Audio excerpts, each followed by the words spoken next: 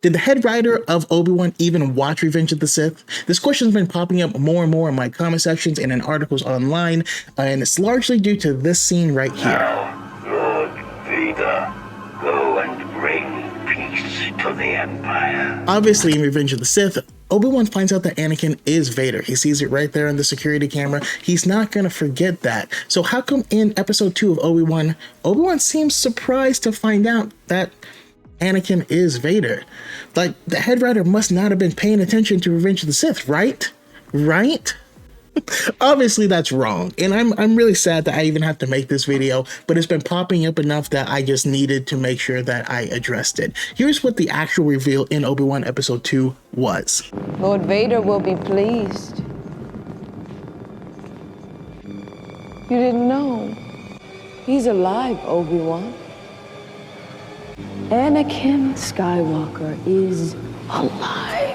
Obviously, the revelation is not that Anakin is Vader, it's that he's alive still. And this is bolstered in episode number 1 with this line. When the time comes, he must be trained. Like you trained his father? Anakin is dead, Ben. And by the way, this is nothing new. This has always been a part of both canon and legends, and was one of my biggest speculations. I kept asking, how exactly is Anakin going to find out that Obi-Wan was still alive? Because obviously the last time Obi-Wan saw Anakin, he had cut off all of his limbs and left him on fire in a river of lava. In the expanded universe, Obi-Wan found out in a cantina. You can read about this in the James Luceno book, Rise of Darth Vader.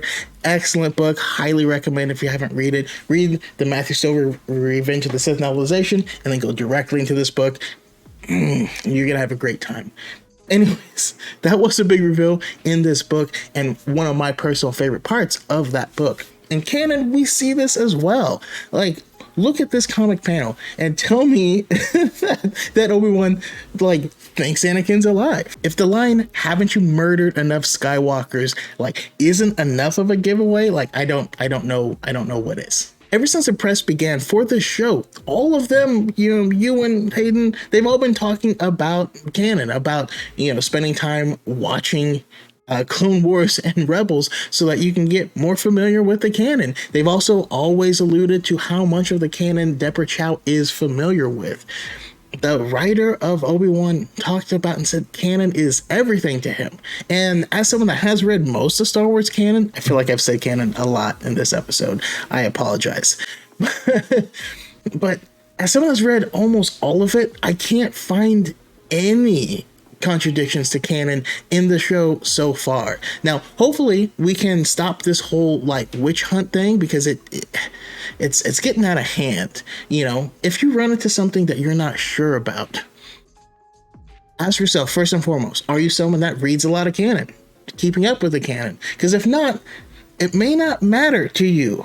But if something doesn't make sense to you, ask yourself, how could this fit into canon, rather than just jumping to random conclusions, going online and spreading a bunch of misinformation, right? The Star Wars community is chaotic enough as it is, and we can use less random hate and more specific and better quality critique. It's honestly one of my sincerest wishes that we can cut through all of this crap and be able to offer real criticism and really get into it and have meaningful discussions on this content, because I love it. I love having those discussions, and it's impossible to have them when there's so much bad information, bad faith arguments, critiques that don't make sense or are just fundamentally and factually and canonically wrong. Anyways, that's all for now. If there's more controversy that you want me to commentate on, please let me know in the comments. I love making content and I love answering your guys' questions. If you could, please share, subscribe, do all the things. I really do appreciate it. It makes a big difference. And may the Force be with you.